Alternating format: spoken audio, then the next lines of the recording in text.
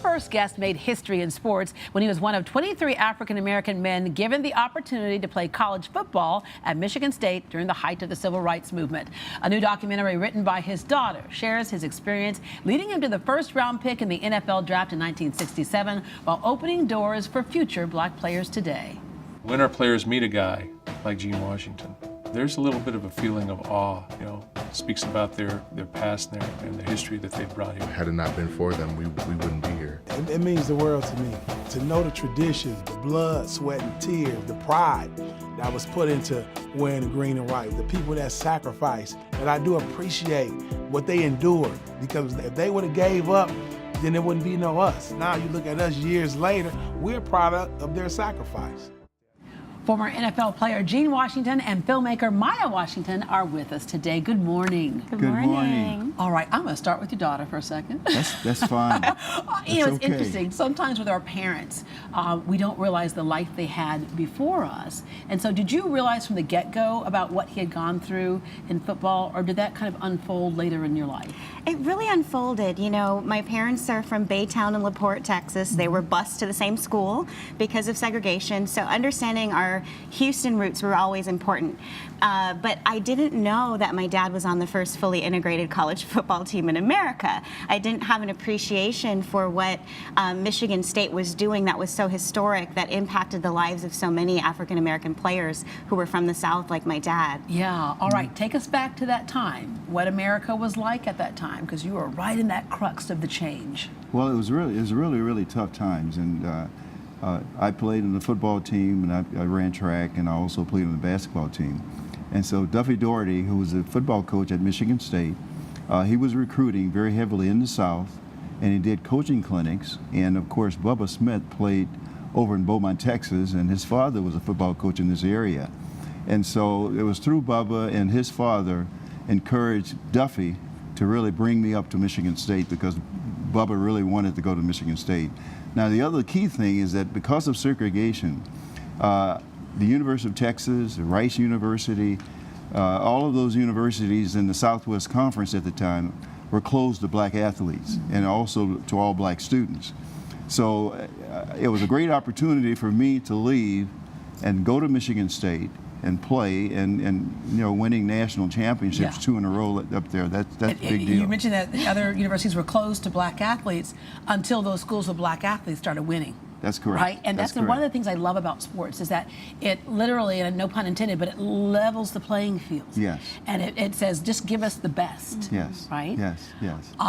Did you have any issues when you went up there to you desegregated that football team? Yes. Were there people who did not want you there, or was it, we got to win and he's good? No, one of the key focus was education, because of my background in the school, the coaching and the schooling I got here in this area.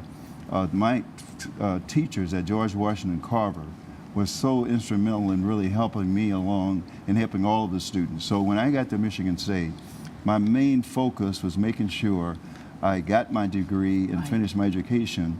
And the football was very, very important too. And I say a lot about the education, because we were always taught to really work hard and do well in school. Because at that time, where did you go with football after college, right? And so it made sense that was the front line. Yeah. Absolutely. I mean, I think what was interesting is when I interviewed my dad, part of the film, the last quarter of the film, we look at his NFL career, and I asked him, I was like, did you plan on this? Did you know there was going to be a draft? Like, how did the NFL thing happen? Was that your hope and dream when for so many players who had played high school or in segregated ball games didn't go off to the NFL? So when that happened for you, what was that like? Oh, it was very exciting, because at the time of the draft, all of the schools in the area down south were still segregated. So all of a sudden, I'm getting drafted on a national level. Yeah, by Minnesota, don't you know? By Minnesota. and of course, it was cold in Minnesota, and every time you think about Minnesota, you think about how cold it is. But it was a great opportunity, and clearly, being in an integrated situation and environment. That was really nice. So obviously, when you're drafted by a team, you play for a team. Was it ever in your mind that you were also playing for a cause and playing for a whole group of people who you were opening a door of opportunity to? Yeah, you know, that was very important to me and also all my teammates. See, most of my teammates were from the South. And we had an opportunity to visit, and we met with Dr. Martin Luther King because he was on our campus on a couple occasions. And so we were really in the middle of the civil rights movement, but in the meantime, we didn't have a lot of the things we have now, like the instant media. We didn't have cell phones, and we didn't have smartphones. And you had to depend on your story being told by somebody who would accurately tell it. That's correct. So you were living the moment, but nobody really knew the situation. Yeah. So it was really inspiring. Were you inspired by other athletes who went before you as well at the time? You talked about Jesse Owens because you ran track. Yeah. You know, Jesse Owens was somebody who broke down some doors. Obviously, you know, we had in baseball Hank Aaron and the whole bit. Were those kind of your heroes in a sense? They were. And Paul Warfield at the time was playing at Ohio State. He was a receiver, running back. Gail Sayers, of course, I played against Gail and with Gail. And so, yes, I did have some heroes back in those days. Yeah. With your documentary, what is it that you want to remind people of, not only the whole country, but also the African American community?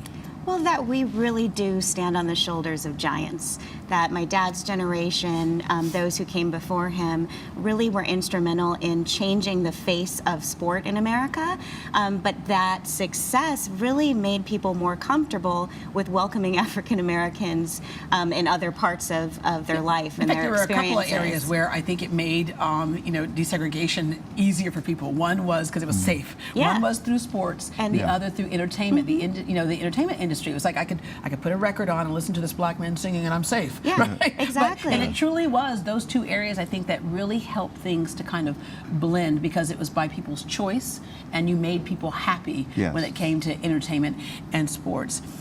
Did you know what a big deal your dad was? I had no idea. I mean, his whole football career had ended when I, you know, came around. Right. So growing up, occasionally in Minnesota, people would come up and ask for an autograph, and I thought it was cool that he had football friends. I thought it was amazing that Bubba Smith from Beaumont was one of his teammates and was in the Police Academy movies. Yeah, right. But I don't think, generation. I didn't really appreciate what an amazing athlete he was till I took on this project and really learned about his achievements. And how you all did it. You know, there are generations of people who will burn stuff down and protest and yell and scream. Sometimes that was needed in that civil rights movement.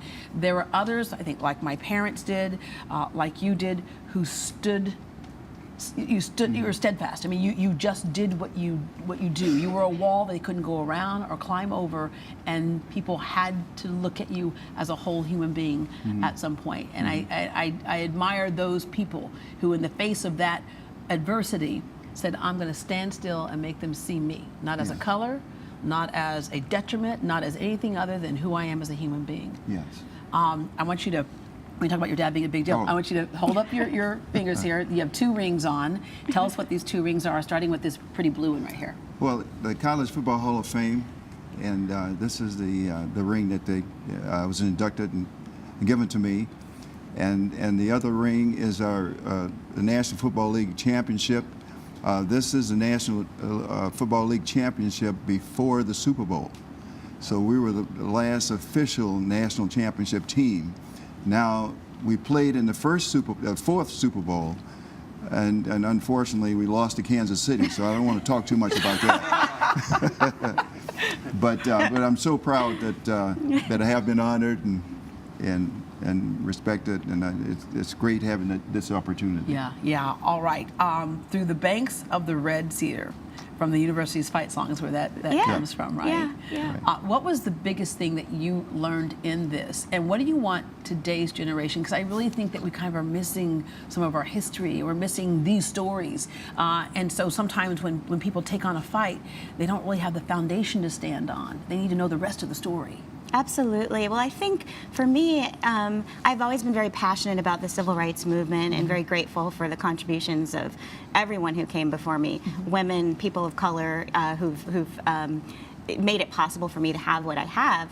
But what I think was really special about our story is those stories are sometimes are in your own home. Right. And I think it's really important for our generation, for those sort of coming up, to look to their parents, their grandparents, their aunts and uncles, to find out those amazing stories where they might have been the first to accomplish my parents something. at 95 and 97 went through some stuff, but my mom didn't dwell in it. You know, she would touch on some things and say, but we just had to keep going. And we knew we had to just keep doing our best for the next generation, which, you know, their children. You know, you integrated that environment for the first time. We still know today that there are some issues. We were talking earlier before the show started about the whole issue with, you know, Colin Kaepernick and taking the knee and the whole bit. What are your feelings on that?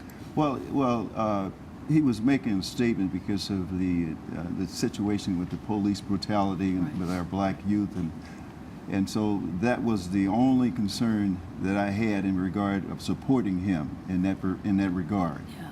I don't think he was showing any disrespect or wanted to show any disrespect to the flag. Just want to bring attention to something, and because you have a voice today, and as you mentioned before, if you had a voice back then, it didn't travel around the world quite so quickly. That's because correct. we didn't have the media to do it at the time. We just didn't have the media to do that. Yeah, and then your advice and what you want today's generation to be left with this film. What do you want them to see in these stories? I think the most important thing for me is the understanding my migrations from segregation to integration, and the fact that the education is so important.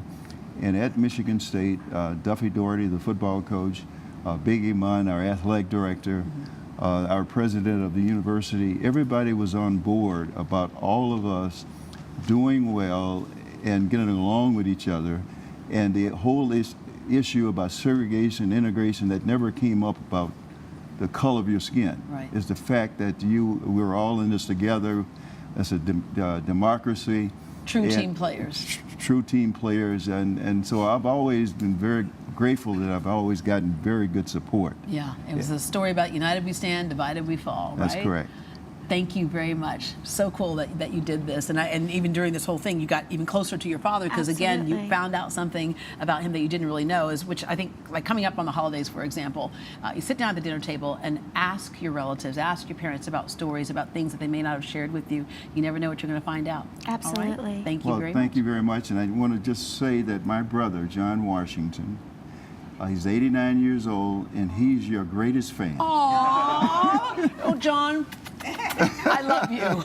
Through the Banks of the Red Cedar plays tomorrow at Showbiz Cinemas in Baytown at 7 p.m. Advance tickets are available online at Eventbrite. And for more information, we have a link on greatdayhouston.com. All right, I'm going to have a cup of coffee right now with your brother John. Here you go. All right.